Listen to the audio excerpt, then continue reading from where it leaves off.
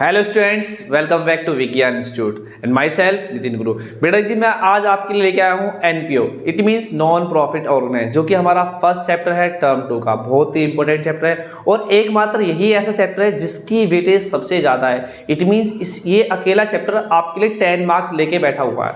तो बेटा ये एनपीओ चैप्टर जो है, बेटा ज़्यादा टाइम वेस्ट ना करते स्टार्ट करते हैं। एनपीओ ये होता क्या है, तो बेटा सामने देखिए, वैसे आपके स्क्रीन पे आपको दिखाई देगा NPO, non profit organization. NPO stand for non profit organization, non profit organization या फिर नॉट फॉर प्रॉफिट ऑर्गेनाइजेशन। बेटा ये वो ऑर्गेनाइजेशन होती है जिनका मेन उद्देश्य जो है प्रॉफिट कमाना नहीं होता। तो बेटा जी इनका मेन ऑब्जेक्टिव क्या होता है फिर, तो बेटा जी आपसे 1 मार्क्स के लिए क्वेश्चन पूछा जा सकता है, what is the main objective of non profit organization. तो बेटा जी इसका जो आंसर होने वाला है आपका, जो नॉन प्रॉफिट ऑर्गेनाइजेशन होती है इनका जो मेन ऑब्जेक्टिव होता है वो होता है social welfare. Main objective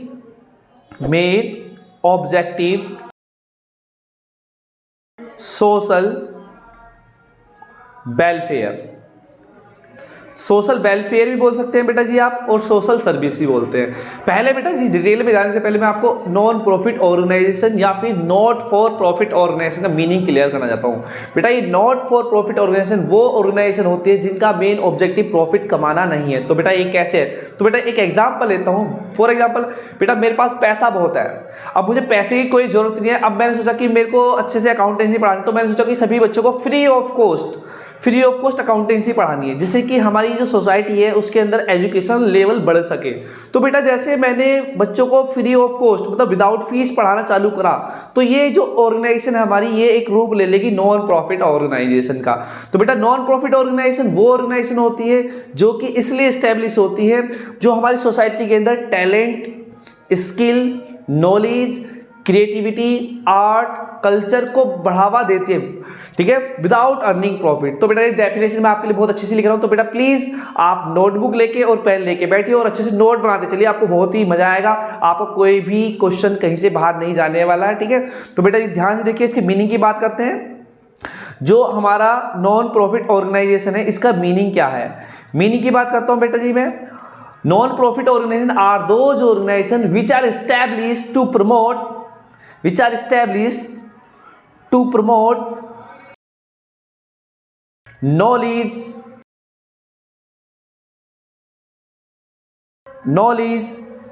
skills,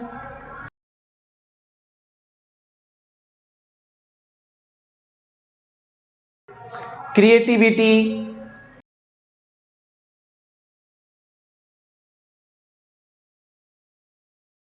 of the society without earning profit, of the society without earning profit। जैसा कि बेटा जी आपके सामने डेफिनेशन लिखी हुई है, बिल्कुल आपको क्लियर कर रही है कि एनपीओ होती क्या है। नॉन प्रॉफिट ऑर्गेनाइजेशन वो ऑर्गेनाइजेशन होती है जो कि इसलिए एस्टेब्लिश होती है जिससे कि हमारी सोसाइटी के अंदर प्रमोट मतलब बढ़ावा दिया जा सके नॉलेज को, टैलेंट को, स्किल्स को, क्रिएटिविटी को, ठीक है, जिससे कि हम बढ़ा सकते हैं without earning profit. For example Sachin Tendulkar का एग्जांपल लेते हैं। अब सचिन तेंदुलकर मैंने जैसे नाम लिया तो आपके माइंड में तुरंत आया क्रिकेट। तो सचिन ने सोचा कि मेरे पास पैसा तो बहुत है, मैं पैसा वैसा नहीं कमाना, मतलब ठीक है, मैं पैसे की कोई चिंता नहीं। अब सचिन ने क्या करा, एक स्टेडियम बनाया और जो भी हमारी सोसाइटी के वो लोग किसी वजह से अपना कैरियर क्रिकेट के अंदर बनाना चाहते हैं लेकिन बना नहीं सकते ड्यू टू फाइनेंशियल प्रॉब्लम की वजह से, ठीक है। तो बेटा जी उसने सोचा कि एक एकेडमी खोलता हूं मैं जिसमें सभी को अपने कैरियर को अचीव करने का मौका दिया जाएगा। उसने सोचा कि एक कोचेस हायर करे, एक एकेडमी बनाई और जिसमें कि जो भी बच्चे अपना कैरियर, जो भी स्टूडेंट अपना कैरियर क्रिकेट के अंदर बनाना चाहते हैं फ्री ऑफ कॉस्ट, जैसे वर्ड आता है फ्री ऑफ कॉस्ट वो क्रिकेट सिखाता है। तो बेटा ये भी एक नॉन प्रॉफिट ऑर्गेनाइजेशन हो जाएगी। तो सिमिलरली बेटा एक इंस्टीट्यूट हो सकता है, अगर वो इंस्टीट्यूट बच्चों को एजुकेशन लेवल बढ़ाता है without earning without earning money, it means वो फीस चार्ज नहीं करे, तो ये भी non profit organization. I hope आपको नॉन प्रॉफिट ऑर्गेनाइजेशन का मीनिंग क्लियर हो गया होगा। Once again, non profit organization वो ऑर्गेनाइजेशन होती है जिनका मेन ऑब्जेक्टिव प्रॉफिट कमाना नहीं होता है, और ये इसलिए एस्टैब्लिश होती है जिससे कि हमारी सोसाइटी के अंदर स्किल्स, क्रिएटिविटी, नॉलेज, टैलेंट को बढ़ावा मिल सके विदाउट अर्निंग प्रॉफिट। ठीक है, तो एग्जाम्पल आपके सामने है बेटा इसके। Example, charitable hospital, charitable hospital, it means बेटा वो हॉस्पिटल जो अपने पेशेंट का ट्रीटमेंट विदाउट कोई भी फीस बिना लिए करते हैं। ठीक है, चैरिटेबल स्कूल, चैरिटेबल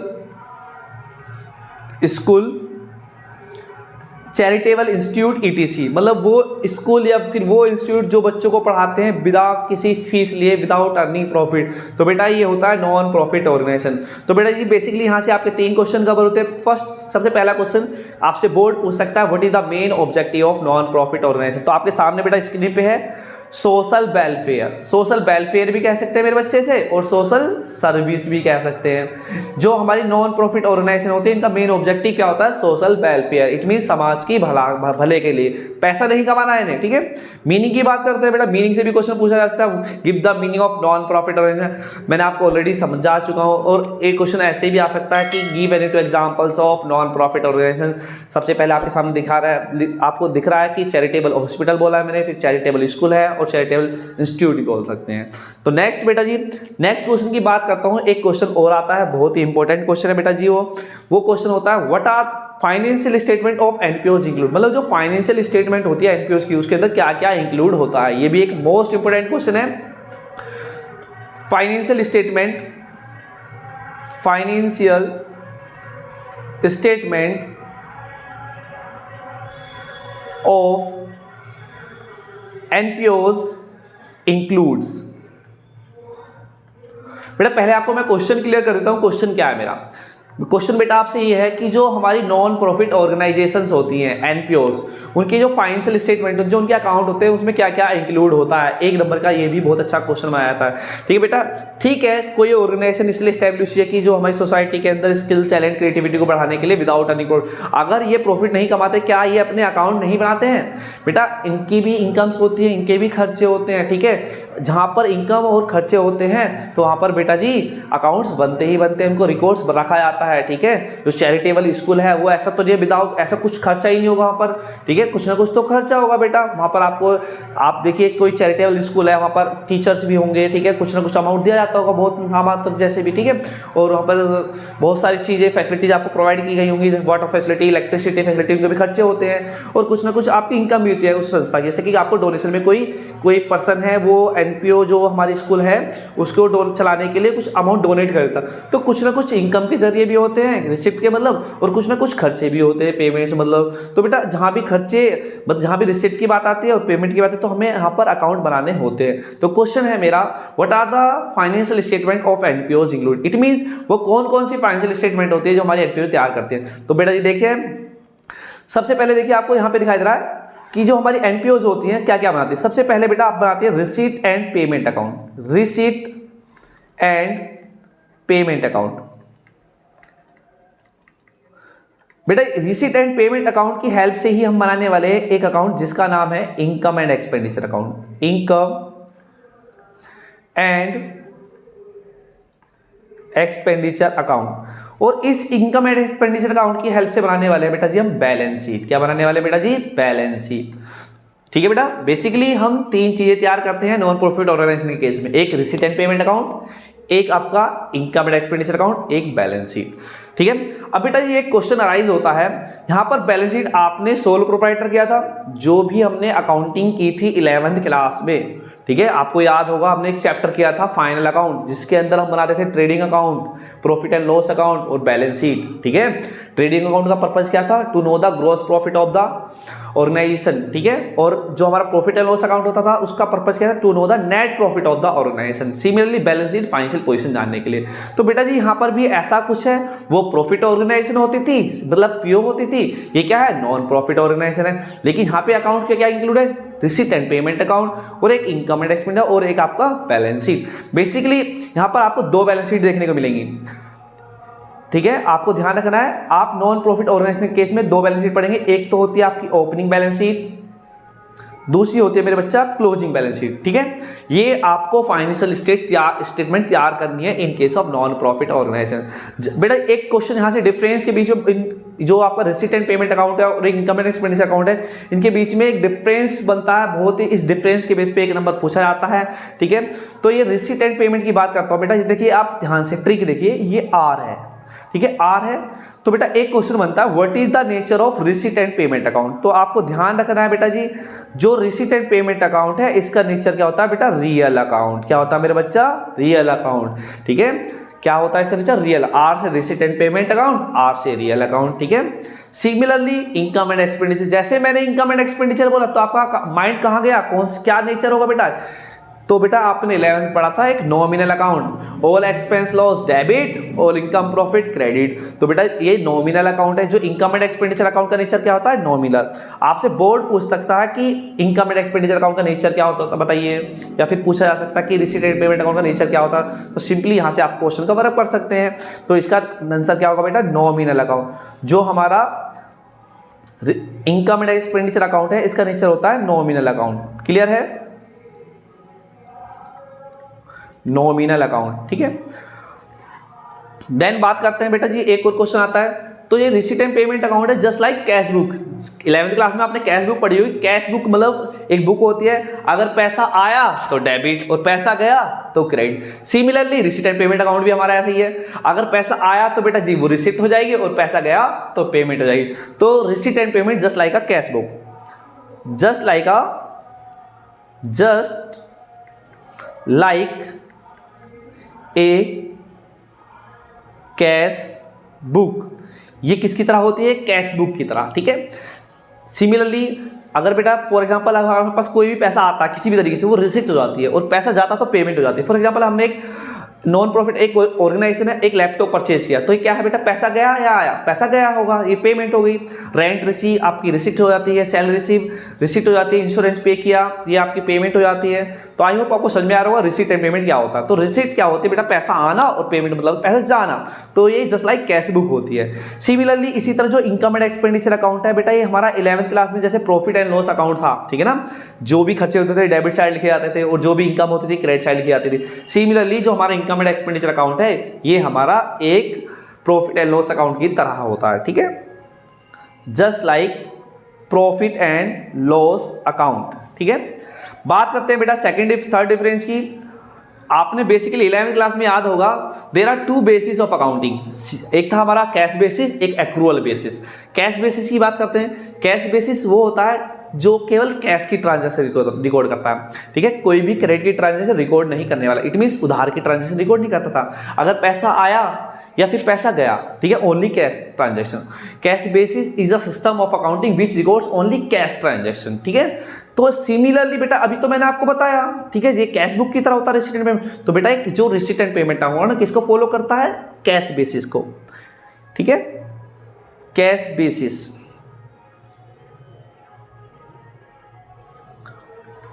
और ये रिसीट एंड पेमेंट अकाउंट जो है ना बेटा, ये receipt and income and expenditure account जो है केवल और केवल ये एक्रूअल बेसिस को फॉलो करता है। चाहे आपको पैसा मिला हो, इट मींस जो हमारी कुछ ट्रांजैक्शंस होती हैं accrual basis, like outstanding, prepaid, receive in advance, ठीक है, लाइक दिस। तो ये सारी ट्रांजैक्शन रिकॉर्ड करता है, चाहे वो इसी साल की हो या फिर अगले साल की हो या प्रीवियस ईयर की, सारी की सारी। सुनिए ध्यान से, जो हमारा इनकम एंड एक्सपेंडिचर अकाउंट है एक्रूअल बेस पे काम करता है, ठीक है।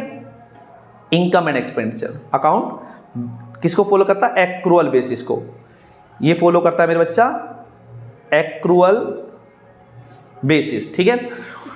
सेकंड बात करते हैं, आपको बता दिया गया कि जो रिसीट एंड पेमेंट अकाउंट है एक रियल अकाउंट है, और जो इनकम एंड एक्सपेंडिचर अकाउंट है एक नॉमिनल अकाउंट है, और वो जो receipt and payment cash book की तरह है, और ये प्रॉफिट एंड लॉस अकाउंट की तरह है। ये कैश बेसिस को फॉलो करता है, ये एक्रूअल बेसिस को फॉलो करता है। एक बात और, ठीक है बेटा, जैसे कि आपको पता है कि जो हमारा ईयर जो चल रहा है वो हमारा जो ईयर चल रहा है बेटा, अब चल रहा है 2021 से लेके 2022 तक, ठीक है। ये हमारा क्या है, करंट ईयर है, इसे क्या बोलेंगे, करंट ईयर। बात करते हैं नेक्स्ट ईयर की, 2022 से लेके 2023 तक, ये हो गया हमारा बेटा जी नेक्स्ट ईयर, ठीक है। बात करते हैं प्रीवियस ईयर की, 2020 से लेके 2021 तक, ये हो गया बेटा जी हमारा प्रीवियस ईयर, ठीक है, पिछला साल। जो रिसीट एंड पेमेंट अकाउंट है बेटा, वो तीनों ईयर की ट्रांजैक्शन रिकॉर्ड करता है, चाहे वो पिछले साल से बिलोंग करती हो या फिर अगले साल से या इसी साल की हो, ठीक है। इट डजेंट मैटर कि कौन से साल की है वो, बस पैसा आया तो रिसीट साइड लिख देगा और पैसा गया तो पेमेंट साइड लिख देगा। तो ठीक है, बस पैसा आना चाहिए, इससे मतलब होता है। रिसीट एंड पेमेंट कहता है कि बस पैसा आना चाहिए, ये तो इससे मतलब है, चाहे वो किसी भी साल का हो, ठीक है। और इसी तरह पेमेंट भी किसी भी साल को लिख लेता है, इससे कोई ज्यादा टेंशन नहीं लेता है, ठीक है। रिसीट एंड पेमेंट आराम से रहता है, ट्रांजेक्शन किसी भी ईयर की वो रिकॉर्ड कर लेता है, ठीक है।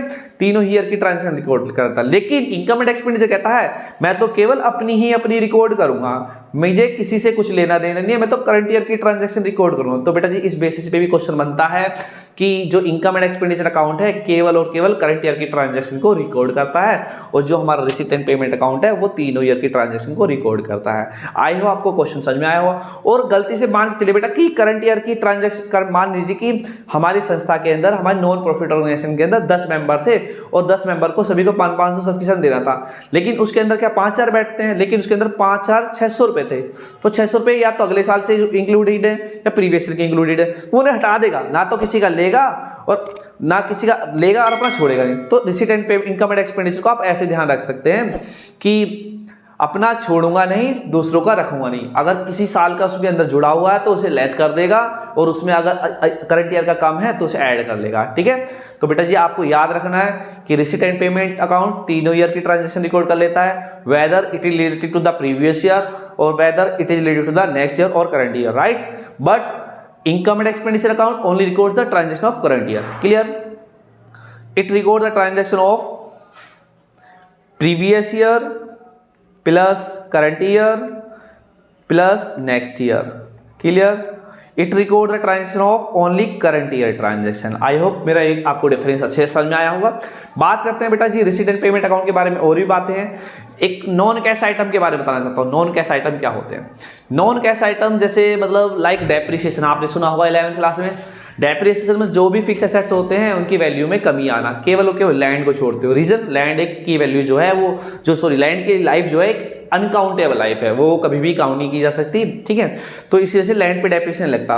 और एक आपका loss on sale of fix asset, ये भी क्वेश्चन पूछा जाता है बोर्ड में, गिव एनी टू एग्जांपल या one example of non cash item. तो आप ध्यान रखना है आपका डेप्रिसिएशन और loss on sale of fix assets. It is clear. तो बेटा जी जो नॉन कैश आइटम है, अभी मैंने आपको बताया कि रिसीट एंड पेमेंट तो क्या है, एक कैश बुक है। पैसा आएगा तो लिखे लेगा, रिसीट साइड लिख लेगा, पैसा जाएगा तो पेमेंट साइड लिख लेगा। लेकिन जो नॉन कैश है, वर्ड ही क्या लिखा हुआ है, नॉन कैश, मतलब कैश में तो कुछ होता ही नहीं है। अगर मेरा कोई फर्नीचर है जिसकी कीमत 50,000 रुपए है और उस पर 10% डेप्रिसिएशन लगाता है, इट मीन 5,000 का, क्या मेरा 5,000 रुपए गया? नहीं, वैल्यू कम हुई है केवल मेरे एसेट्स की।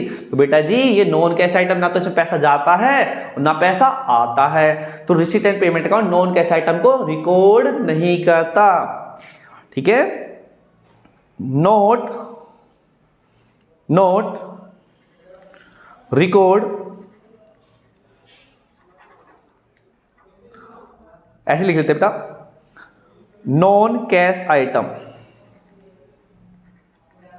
यहां पे क्रॉस लगा देता हूं मैं, इसका मतलब ये रिकॉर्ड नहीं करता है। यहां पे आपका नॉन कैश आइटम लिखे जाते हैं, नॉन कैश आइटम, ठीक है। आई होप आपको ये डिफरेंस क्लियर हो रहे हैं। रिसीट एंड पेमेंट अकाउंट एक रियल नेचर का है, इनकम एंड एक्सपेंडिचर अकाउंट एक नॉमिनल नेचर है। Receipt and payment account just like cash book, ये प्रॉफिट एंड लॉस, जो इनकम एंड एक्सपेंडिचर है प्रॉफिट एंड लॉस अकाउंट की तरह होता है। वो कैश बेसिस को फॉलो करता है, वो एक्रूअल बेसिस को फॉलो करता है। रिसीट एंड पेमेंट अकाउंट तीनों ईयर की ट्रांजैक्शन लिखता है, चाहे प्रीवियस ईयर की हो, चाहे नेक्स्ट ईयर, चाहे करंट ईयर की। और इनकम एंड एक्सपेंडिचर अकाउंट केवल और केवल करंट ईयर की ट्रांजैक्शन रिकॉर्ड करता है। और जो नॉन कैश आइटम होते हैं वो इनकम एंड एक्सपेंडिचर रिकॉर्ड करता है, लेकिन receipt and payment account record नहीं करता, ठीक है। बात करते हैं और भी कुछ डिफरेंसेस है बेटा, ठीक है।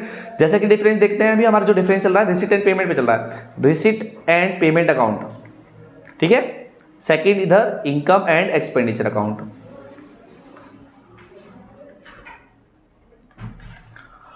ठीक है। डिफरेंस क्या है बेटा जी? डिफरेंस ये है कि जो बेसिकली क्या होता है, मैं आपको आगे डिटेल में बताऊंगा कि जो रिसिट्स होती हैं, ठीक है, वो भी दो तरह की होती हैं, एक तो रिवेन्यू, एक कैपिटल, डिटेल में अभी बताएंगे आगे आपको, ठीक है। इसी तरह पेमेंट्स भी दो तरह की होती है, रिवेन्यू और कैपिटल। जो हमारा रिसिट एंड पेमेंट अकाउंट है, बहुत ट्रांजेक्शन रिकॉर्ड, चाहे वो रिवेन्यू नेचर की हो चाहे कैपिटल नेचर की हो, आपको डिटेल में बताया जाएगा आगे के रिवेन्यू रिसिट्स क्या होती हैं और कैपिटल रिसिट्स क्या होती हैं, ठीक है। बहुत रिवेन्यू, बहुत ट्रांजेक्शंस आर रिकॉर्डेड, दोनों प्रकार की ट्रांजेक्शंस रिकॉर्ड की जाती हैं यहां पर, ठीक है, चाहे वो रिवेन्यू नेचर की हो या फिर चाहे वो कैपिटल नेचर की हो। जो इनकम एंड एक्सपेंडिचर अकाउंट है वो केवल और केवल किसको रिकॉर्ड करता है, ओनली रिवेन्यू नेचर। ये बोर्ड में क्वेश्चन पूछा गया है कि income and expenditure account records, ठीक है, ओनली रिवेन्यू अकाउंट, जो रिवेन्यू नेचर की होती है, रिवेन्यू रिसीट्स और रिवेन्यू पेमेंट्स, ठीक है। आई होप, अभी वेट कीजिए थोड़ा सा, बस 1-2 मिनट, मैं आपको डिटेल में बताने वाला हूँ ये होता कैसे है, ठीक है। Only revenue nature, only revenue nature. एक और क्वेश्चन है बेटा जी, जो ये हमारा रिसीट एंड पेमेंट अकाउंट होता है, ठीक है, इसका रिजल्ट क्या होता है। तो रिजल्ट की बात करता हूं, जो इसका रिजल्ट होता है मेरे बच्चा, इसका रिजल्ट कुछ भी नहीं होता है, बस आप कह सकते हैं रिमेनिंग कैश को बताता है कि हमारे पास कैश कितना बचा, ठीक है, कैश बैलेंस, ठीक है। और जो इनकम एंड एक्सपेंडिचर अकाउंट है वो आपको जो रिजल्ट है, 2 रिजल्ट देता है बेटा। इनकम एंड एक्सपेंडिचर हो सकता है कि संस्था की इनकम ज्यादा हो, और इनकम ज्यादा हो और खर्चे कम हो, तो इस टर्म्स को हम यूज कर देते हैं सरप्लस, ठीक है। सरप्लस ये होता क्या है, जैसे प्रॉफिट ऑर्गेनाइजेशन के केस में बेटा होता था आपका प्रॉफिट, जैसे सरप्लस, ठीक है, जैसे प्रॉफिट ऑर्गेनाइजेशन, ठीक है, जो प्रॉफिट ऑर्गेनाइजेशन उनका प्रॉफिट होता है, तो यहां पर क्या होता है, सरप्लस, ठीक है। यहां पर हम प्रॉफिट वर्ड यूज नहीं कर सकते, क्वेश्चन यहां से भी अराइज हुए। For example, if income of the NPOs are greater than the expenditure of the NPO, what is this, option A profit, option B surplus, option D deficit, option C deficit, option D loss. तो बेटा यहां पर profit भी है, surplus, तो answer आपका surplus ठीक हो, क्योंकि नॉन प्रॉफिट ऑर्गेनाइजेशन में प्रॉफिट नहीं होता है, सरप्लस होता है। इसी को इस तरह भी पूछा जा सकता है कि जब खर्चे कम होते हैं, देखिए ध्यान से, जब नॉन प्रॉफिट ऑर्गेनाइजेशन जो होते हैं उनके खर्चे कम होते हैं और इनकम ज्यादा, तो इसे वर्ड को क्या यूज करते हैं, यहाँ पे क्या टर्म्स यूज करेंगे आप, सरप्लस यूज करें तभी, या तो आप बोल दीजिए इनकम ज्यादा है खर्चे कम है, ठीक है, या बोल दीजिए इनकम खर्चे कम है इनकम ज्यादा, बात तो एक ही है बेटा, ठीक है। चलते हैं बात, और एक और होता है बेटा इसका जो रिजल्ट होता है वो deficit, deficit just like loss. जो हमारी नॉन प्रॉफिट ऑर्गेनाइजेशन होती है वहां पर जैसे लॉस देखने को मिलता था, ठीक है, सिमिलरली यहां पर नॉन प्रॉफिट ऑर्गेनाइजेशन केस में आपको डेफिसिट देखने को मिलेगा। डेफिसिट होता क्या है बेटा, डेफिसिट एक वो कंडीशन होती है जहां पे नॉन प्रॉफिट ऑर्गेनाइजेशन के खर्चे ज्यादा होते हैं, एक्सपेंडिचर ज्यादा होते हैं और इनकम कम होती है। तो deficit is a situation where the expenditure are more than the income of the organisation, ठीक है, of the non profit of the NPOs, it is clear. तो बेटा इसे सिंपली मैं आपको रिप्रेजेंट करता हूं, I is less than E, या फिर E is greater than I, तो ये डेफिसिट हो जाएगा। तो यहां से भी क्वेश्चन अराइज हो सकता है बेटा, ठीक है, if the expenditure of the non-profit organization are greater than the income of the non-profit organization, what is this, option A surplus, option B profit, option C deficit, option D loss। तो option C सही होगा यहाँ पे, ठीक है, आप loss word use नहीं कर सकते हैं, ठीक है, कि जो हमारे नॉन प्रॉफिट ऑर्गेनाइजेशन होते हैं उनके लिए प्रॉफिट और लॉस यूज नहीं किया था। प्रॉफिट की प्लेस पे हम जो प्रॉफिट है उसको रिप्लेस कर दिया है सरप्लस से, और इसी तरह लॉस को रिप्लेस कर दिया गया है डेफिसिट से, ठीक है। आई होप आपको ये डिफरेंस अच्छे समझ में आया होगा। यहाँ से आपका बेटा 110% आपको 1 नंबर मिलने वाला है, ठीक है जी बेटा, ठीक है, 10 नंबर का चैप्टर है, ये 1 नंबर यहाँ से कहीं ना कहीं इस डिफरेंस से आपको मिलने वाला है, ठीक है। बात करता हूँ बेटा ये रिसिट एंड पेमेंट अकाउंट का फॉर्मेट क्या होता है। इससे पहले आपको बताना है मेरे को, ये रिसिट और पेमेंट जो बात कर रहे थे कि रिवेन्यू और कैपिटल की, रिवेन्यू रिसिट्स क्या होती हैं, कैपिटल रिसिट्स क्या होते हैं, पहले इस पर बात कर लेते हैं। तो बेटा रिसिट की बात करते हैं। रिसिप्ट 2 प्रकार की होती हैं, जैसे मैंने आपको बताया कि रिसिप्ट का मतलब पैसा आना, ठीक है। केवल इस चैप्टर में आप इतना ही सीखने से मतलब नहीं कि पैसा आया तो रिसिप्ट, ठीक है, यह भी जानना हो कि रिवेन्यू है या कैपिटल है, ठीक है,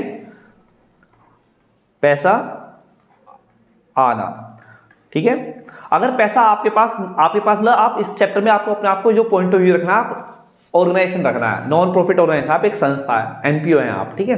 तो बेटा अगर संस्था के पास पैसा आएगा तो रिसिट्स हो जाएगी और पैसा जाएगा तो पेमेंट हो जाएगी। बट अभी हम बात कर रहे हैं रिसिट्स की।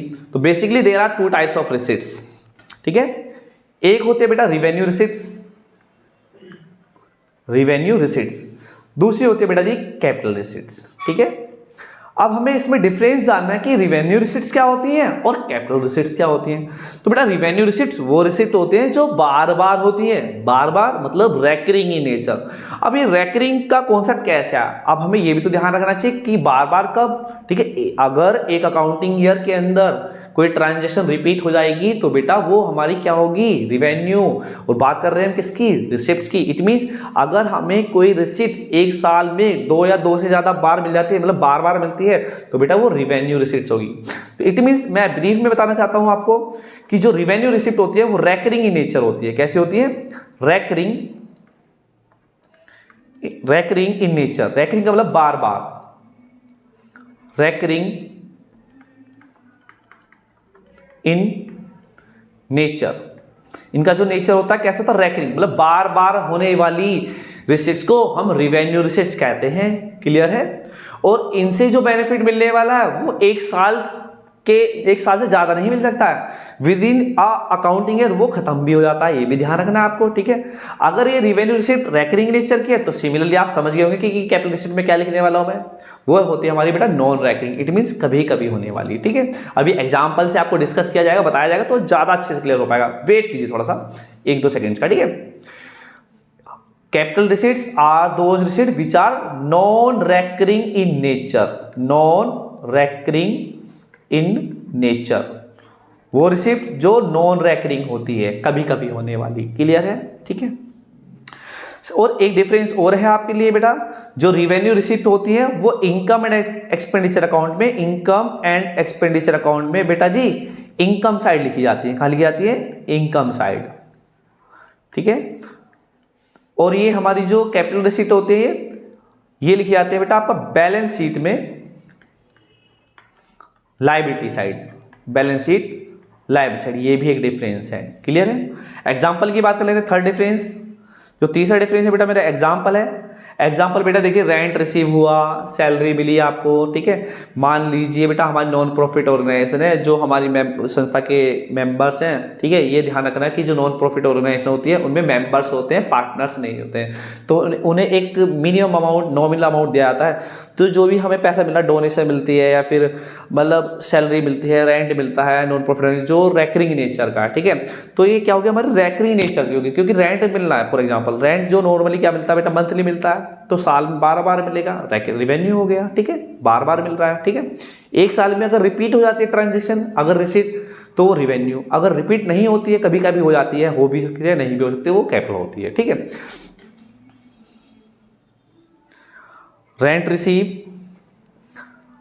रिसीव, सैलरी रिसीव, सब्सक्रिप्शन होता है, डिस्कस करेंगे इसे बेटा, वेट कीजिएगा इंपॉर्टेंट टर्म्स में। जो एनपीओ के इंपॉर्टेंट टर्म्स की एक मैं अलग वीडियो बनाऊंगा, उसमें अलग से डिस्कस करेंगे, ठीक है। सब्सक्रिप्शन के बारे में बहुत सारे इंपॉर्टेंट टर्म्स हैं हमारे नॉन प्रॉफिट ऑर्गेनाइजेशन के बारे में, ठीक है। इसी तरह कैपिटल रिसीव की बात करते हैं बेटा। Sale of fixed assets, sale of fixed assets,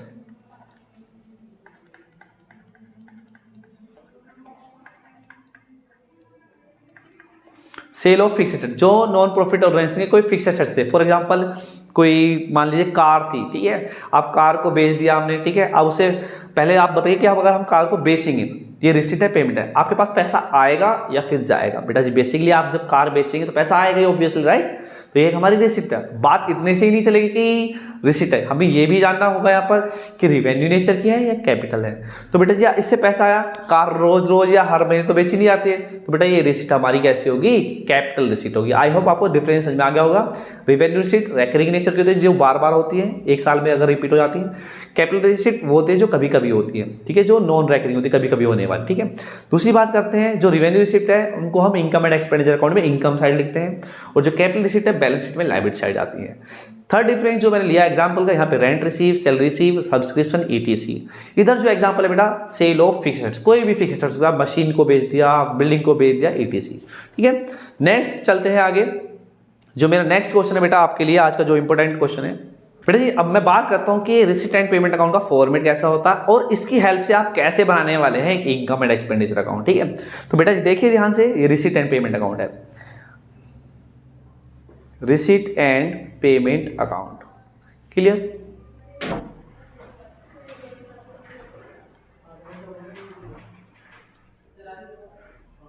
यहां रिसीट्स होंगी बेटा, ठीक है, रिसीट्स, अमाउंट, पेमेंट, अमाउंट। तो एक डिफरेंस बेटा यही बनता है कि जो डेबिट साइड होती है रिसीट एंड पेमेंट अकाउंट की वो रिसीट होती है और जो क्रेडिट साइड होती है रिसीट एंड पेमेंट को वो पेमेंट्स होती है। कोई डिफरेंस नहीं है वैसे, ठीक है, लेकिन बुक में मेंशन किया हो, लेकिन आपको ध्यान रखना है। और इनकम एंड एक्सपेंडिचर में बताएंगे कि डेबिट साइड में क्या होता है और क्रेडिट साइड में क्या होता है। नॉट अ बिग डिफरेंस, लेकिन है आपके सिलेबस में, आपकी बुक में मेंशन किया गया है एनसीईआरटी बुक में, तो बताया जाएगा। ठीक है, तो बेटा जी देखिए ध्यान से कि रिसीट एंड पेमेंट अकाउंट बनता कैसे है मेरे बच्चा। ये रिसीट एंड पेमेंट अकाउंट जो बनता है, सबसे पहले आपको लिखना है क्या है, यहाँ पर आपको लिखना है बेटा बैलेंस बीडी। ठीक है, आप सोच रहे हैं कि बैलेंस बीडी है क्या है, तो बैलेंस बीडी क्या होता है बेटा, जो नॉन प्रॉफिट ऑर्गेनाइजेशन है उनके पास शुरुआत में पैसा, अकाउंटिंग ईयर के शुरुआत में पैसा, इट मीन्स 1 अप्रैल को, क्वेश्चन में लिखा होगा कि 1 अप्रैल को ऑर्गेनाइजेशन के पास ओपनिंग में कैश इतना है या फिर बैंक बैलेंस इतना है, वो हमारा बैलेंस बीडी बोला जाता है। ठीक है, इसे आप ध्यान रख सकते हैं, आपके हेल्प के लिए लिख सकता हूँ यहाँ पर ओपनिंग कैश, क्या लिखते हैं बेटा इसे, ओपनिंग कैश और बैंक ऑब्लिक। ठीक है, दोनों को ही प्लस करके, अगर दोनों के बैलेंस तो दोनों को प्लस करके आप लेंगे बैलेंस बीडी। ठीक है, अगर बेटा बैलेंस बीडी डेबिट साइड है तो बेटा बैलेंस शीट किधर होगा, इधर होगा। मतलब जो आंसर आता है हमारा, नॉर्मली ये आंसर नहीं होता है, बचा हुआ पैसा जो है होता है नॉन प्रॉफिट ऑर्गेनाइजेशन का, कि मतलब खर्चे करने के बाद रिसिप्ट्स मिली, पेमेंट्स की, उसके बाद जो भी हमारे पास बैलेंस बचता है कैश का, ये वो बैलेंस होता है बैलेंस शीट। ठीक है, क्लोजिंग कैश। ठीक है, जो कि 31 मार्च को, मतलब at the end of accounting year. ठीक है, बात करते हैं बेटा जी, यहाँ पर रिसिप्ट्स आने वाली है। अब जो बुक है हमारी, चाहे वो टीएस गिरेवाल हो, चाहे वो एनसीईआरटी हो, उसमें क्या कि रिसिप्ट्स एक साथ सीरीज में लिखी हुई है, लेकिन मैं आपको एक इजी तरीके से एक साथ दो चीजें बताने वाला हूँ यहाँ पर कि रिसिट एंड पेमेंट अकाउंट से इनकम एंड एक्सपेंडिचर अकाउंट कैसे बनता है और इसका फॉर्मेट भी क्या होता है। आप अच्छे से डिफरेंस समझ पाएंगे और आगे के क्वेश्चन ईजिली हंसते हंसते कर देंगे। ठीक है, तो बेटा जी आपको ध्यान रखना, रिसिट एंड पेमेंट अकाउंट जब बनाएंगे तो कुछ भी नहीं है, अगर पैसा आ रहा तो रिसिट है और पैसा जा रहा तो पेमेंट है। ठीक है, लेकिन इनमें थोड़ा सा जो लिंक है एक रिसिट एंड पेमेंट अकाउंट के बीच में और इनकम एंड एक्सपेंडिचर, तो उसको मैं क्लियर करना चाहता हूँ। तो सबसे पहले बेटा जी ध्यान रखना कि आपको लिखना है जितनी भी रिसिप्ट्स हैं, सारे रिसिप्ट लिखे, लेकिन मैं उन्हें 2 पार्ट में ब्रेक कर लेता हूं। देखिए वो 2 पार्ट क्या है, ये हो गया आपका कैपिटल रिसिप्ट्स। ठीक है, कैपिटल रिसिप्ट को लिख दिया, प्लस इसी में लिखना है, यहां पे ही लिखना है आपको रिवेन्यू रिसिप्ट्स। इट मींस दोनों ही रिसिप्ट लिखनी है, चाहे वो रिवेन्यू हो चाहे कैपिटल हो। क्लियर है, अकाउंट क्लोज हो जाएगा हमारा। ठीक है, यहां भी ऐसे ही करना है बेटा, capital receipts, sorry capital payments,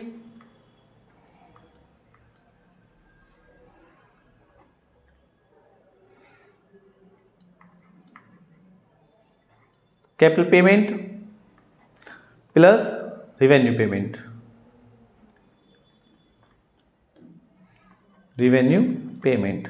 clear,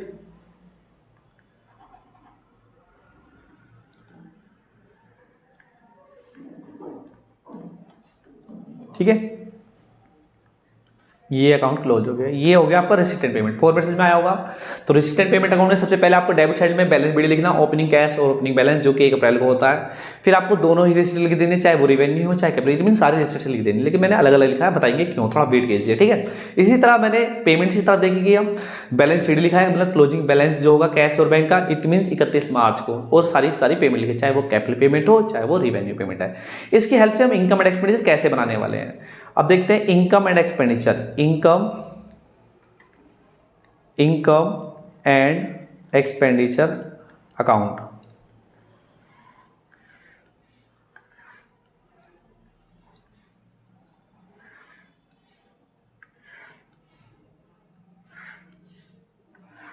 यहां पर सारे एक्सपेंडिचर लिखे जाएंगे बेटा, यहां अमाउंट, यहां इनकम और यहाँ फिर अगेन अमाउंट। ठीक है, तो बेटा जी एक डिफरेंस तो आपको दिख रहा है कि जो डेबिट साइड होती है रिसीट पेमेंट की वो रिसीट्स होती है, जबकि इनकम एंड एक्सपेंडिचर की एक्सपेंडिचर होती है। क्लियर, और जो पेमेंट साइड, जो रिसीट पेमेंट की क्रेडिट साइड होती है वो पेमेंट्स होती है, और जो इनकम एंड एक्सपेंडिचर अकाउंट की क्रेडिट साइड इनकम्स होती है। ठीक है, ये इनकम्स लिखा हुआ है, इनकम्स। क्लियर, ठीक है।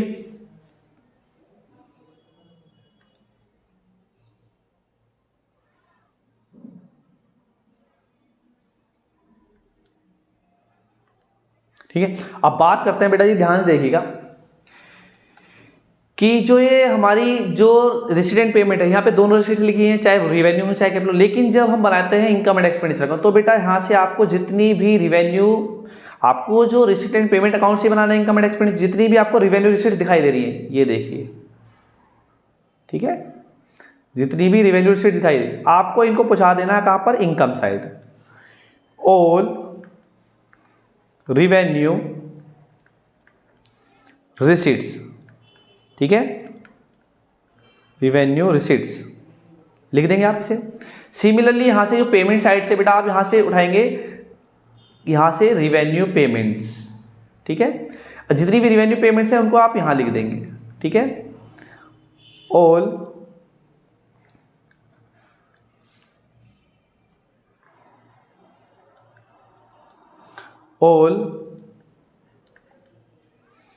रिवेन्यू, ऑल रिवेन्यू पेमेंट्स, ठीक है, जितनी भी रिवेन्यू पेमेंट्स होती है ना यहां लिख दिया जाएगा। क्लियर है, हो गया। तो एक डिफरेंस आपको बेसिकली यहां से दिख रहा है कि जो रिसिडेंट पेमेंट अकाउंट है वो दोनों के दोनों रिसिट्स को लिख रहा है, चाहे वो कैपिटल रिसिट्स है, ठीक है, चाहे वो आपकी रिवेन्यू रिसिट्स है। सिमिलरली दोनों पेमेंट को लिख रहा है, चाहे वो कैपिटल पेमेंट है चाहे रिवेन्यू, लेकिन जो इनकम एंड एक्सपेंडिचर अकाउंट केवल रिवेन्यू रिसिट्स को इनकम साइड लिखता है और रिवेन्यू पेमेंट को एक्सपेंडिचर साइड लिखता है। अब करते हैं बैलेंसिंग, ठीक है।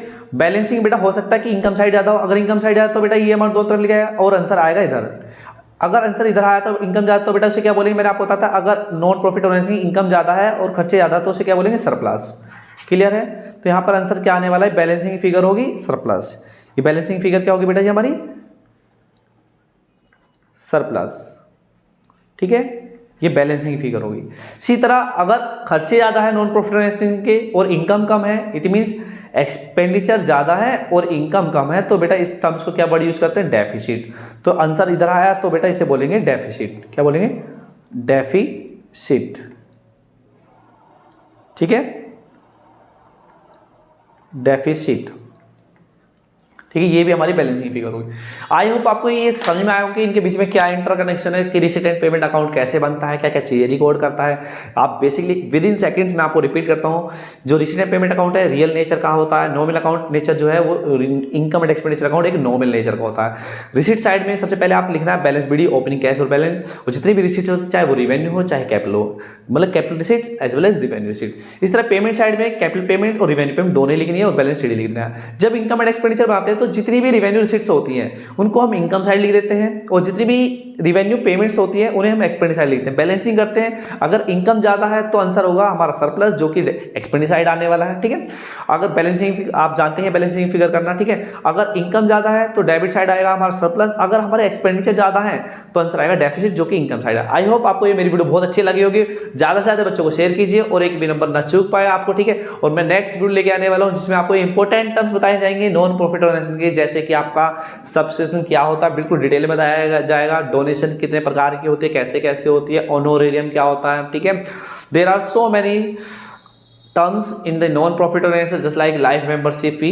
तो बेटा आपको सबको अच्छे से बताया, आई हो आपको हमारी ये वीडियो बहुत पसंद आई होगी। बेटा ज़्यादा से ज़्यादा सपोर्ट कीजिए, बस आप अपने जितने भी फ्रेंड्स हैं उनको हमारे चैनल के बारे में बताइए, और अगर आपको ये वीडियो अच्छी लगी हो तो प्लीज़ सब्सक्राइब कीजिए हमारे चैनल और ज़्यादा से ज़्यादा शेयर कीजिए। बस इतना ही चाहिए आपसे। Thank you and have a nice day.